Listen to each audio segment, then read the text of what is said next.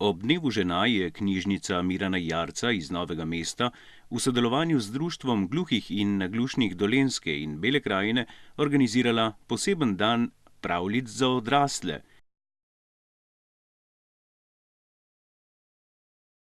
K prebiranju pravljic so ob njihovem prazniku povabili predvsem ženske. V imenu knjižnice Mirana Jarca vas toplo pozdravljam na današnjem pravljičnem večeru, ki ga v čast mednarodnega dneva žena 8. marca organiziramo v knjižnici skupaj v sodelovanju z vašim društvom. Predvsem, da bodo vse te pravljice segle prav do srca, kajti srce ima dušo otroka in s pravljicami ga včasih lahko posrkljamo. Upam, da poseglo. Hvala lepo.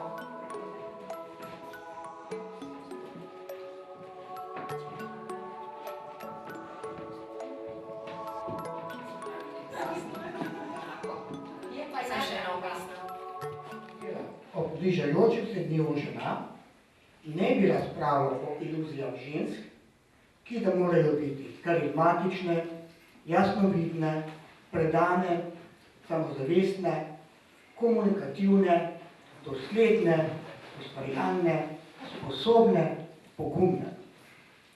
Morajo biti kos vsem zahtevam današnjega časa, ob tem pa vzdrževati dobro zdravje in medosebne odnose, ohranjati mir in živeti polno in uravnovešeno. Začel bom o dobrem sodelovanju društva s knjižnico Mirana Jarca, ki ga je pred 20 leti začela in negovala gospa Jadranka Matić-Župančič z strokovno delavko gospo Veselo Banič. Že leta 2007 je bilo podpisano pismo o nameri za vgradnjo slušne zanke, ki bi občanom omogočilo slišnost in razumevanje govora ter s tem povečalo obiskovanje prireditev.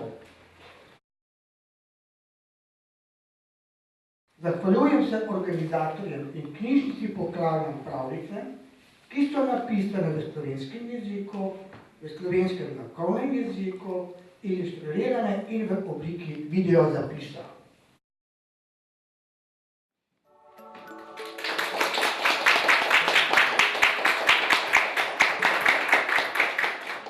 Pravljico bo pripovedovala pravljičarka Karmen Le Oven.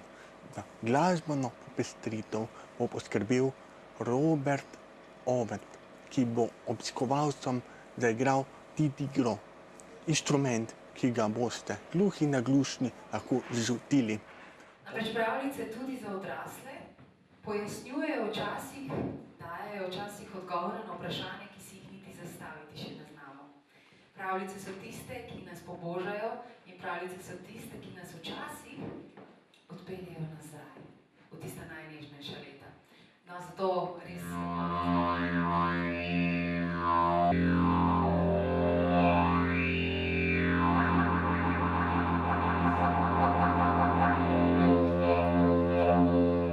Smo bili povabljeni v Beograd ravno preko Društva gluhih in naglušnih in smo imeli tam kar serijo nekih nastopov ravno s tem namenom, ker so in boben in didžeridu proizvajali na take vibracije, ki jih tudi gluhi in naglušni, če ne slišijo, pa vsaj občutijo.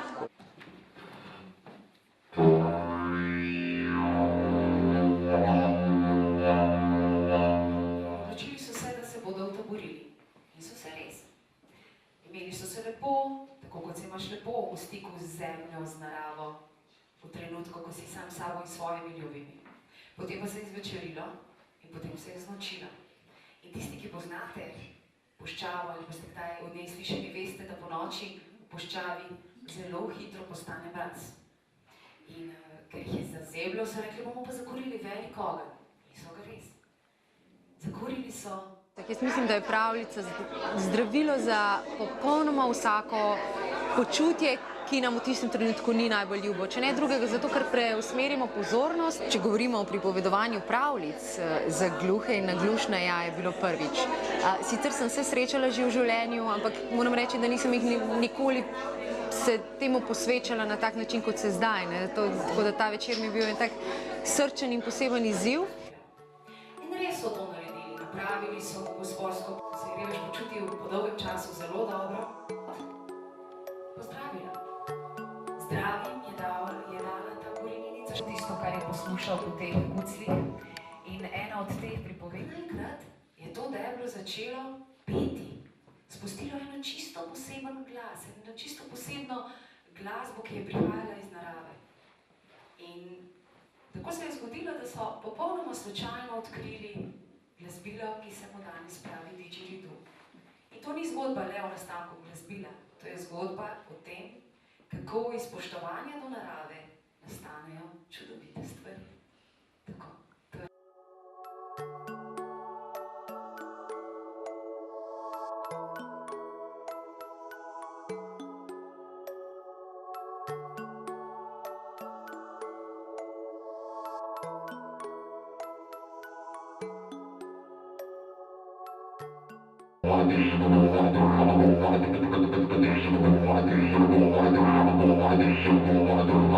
Predvsem me je presenetila pravljica z avstralskega področja, ki ima poseben poudarek na varovanju narave. Pripoveduje pa o nastanku inštrumenta didgeridoo, ki sem ga videla prvič, bil mi je zelo zanimiv, zelo dobro sem ga slišala. In kot sem že rekla, bil mi je všeč odnos do narave v sami pravljici. Večer je bil prav prijeten in želimo si še takšnih dogodkov. Hvala. Zdela se mi je zanimiva tema. Lepo je, da se družimo, da se srečamo, z nekaterimi se sicer ne, pa da se dan malo drugače konča kot vsak dan, ki je dan enak dnevu. In bilo mi je zelo lepo. Razmišljajoče je nagnila glavo in vse tri živali.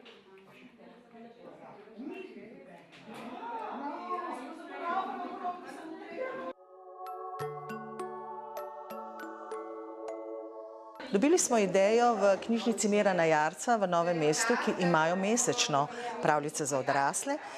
In sem razmišljala, da bi bilo to dobro predstaviti tudi za gluhim in naglušnim iz našega društva, še posebej ob dnevu žena, oziroma pred dnevom žena.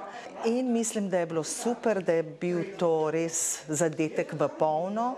Tako slišeči, tako naglušni kot gluhi so mi vsi zagotovili, da je bilo lepo, da je bilo prijetno, da te sprošča. Pravljice so res balzam za dušo in prav vesela sem, da smo jim polepšali dan, predvsem ženskam.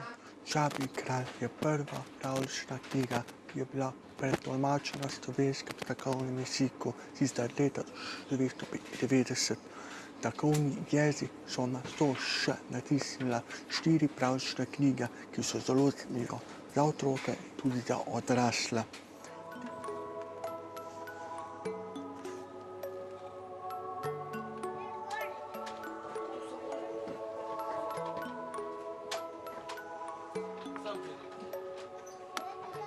Berite pravljice, pripovedujte si jih, poslušajte jih na svoje načine in na vsak način ne spustimo pravljic ne smemo spustiti pravljic iz svojega sveta, ne glede na to, kdo smo in kakšni smo.